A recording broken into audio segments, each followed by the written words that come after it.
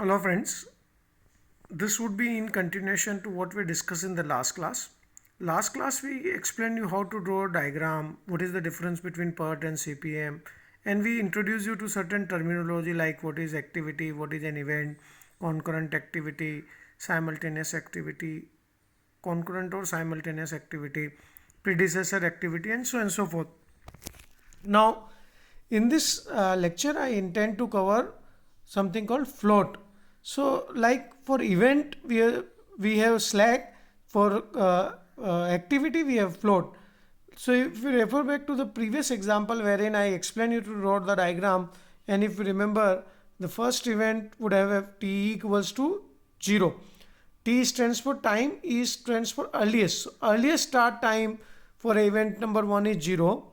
So if you start on 0 time and it takes 14 weeks time, let's say, to reach to destination 2, then you will be reaching at the 14th week at the destination 2, and so forth. We calculate the TE and TL the way we done it in the last class. So the project duration in this case would be 43 weeks. And if you have to if you recall the network diagram, then the critical path would be A, D and G. Now in this lecture I would like to introduce you to a term called float. So for float is like the freedom which is available on each activity. So slack is the term which is associated with the event. Float is the term which is associated with the your activity. So in this case, the total float, the formula is TLJ minus TEI minus TIJ. TL means the latest time, Jth means the finish activity, Ith means the start activity. So finish time, latest time of the finish activity minus earliest start time, and if you subtract these two and then you finally subtract the activity duration, then it would be termed as Tij, that would be minus Tij. So that would be total float. So total float minus head slack is termed as free float, and your total float minus tail slack is termed as independent float. So the formulas are being mentioned here. So in this case, you have activity number 1 to 2 has got a duration of 14 weeks, right? And then I draw a table wherein I have mentioned start and finish, TE and TL. TE means the earliest start time, TL is the latest start time, TEJ is earliest finish time, TLJ is the latest finish time.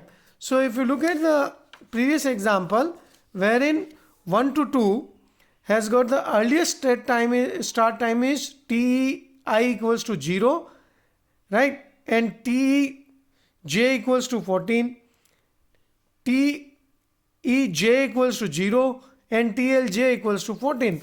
So look at this, TEI equals to 0, TLI equals to 0, TEJ equals to 14 and TLJ equals to 14.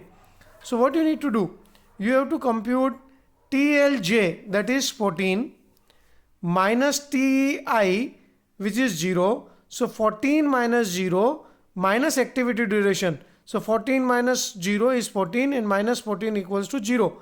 So your total float is 0. Similarly, TEJ would be 14 minus TEI would be 0 and minus activity duration. So 14 minus 14, 0.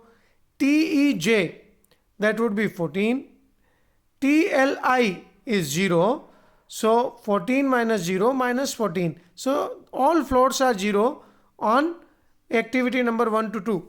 And if you look at the activity number 1 to 2 and you recall, activity number 1 to 2 was actually a critical activity. So please remember, always for a critical activity, total float would be 0. For a practice, let's look at the activity number 1 to 3. 1 to 3 has got a duration of 13.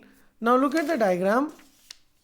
1 to 3 is TI would be 0, TLI would be what? You got 15 days no flexibility and the activity duration is 13 weeks. So even if you start after 2 weeks, you would reach in time. So TL TLI would become 2, TEI would become 13, and TLJ would become 15.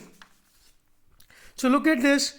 TEI equals to 0, TLI equals to 2, TEJ equals to 13, TLJ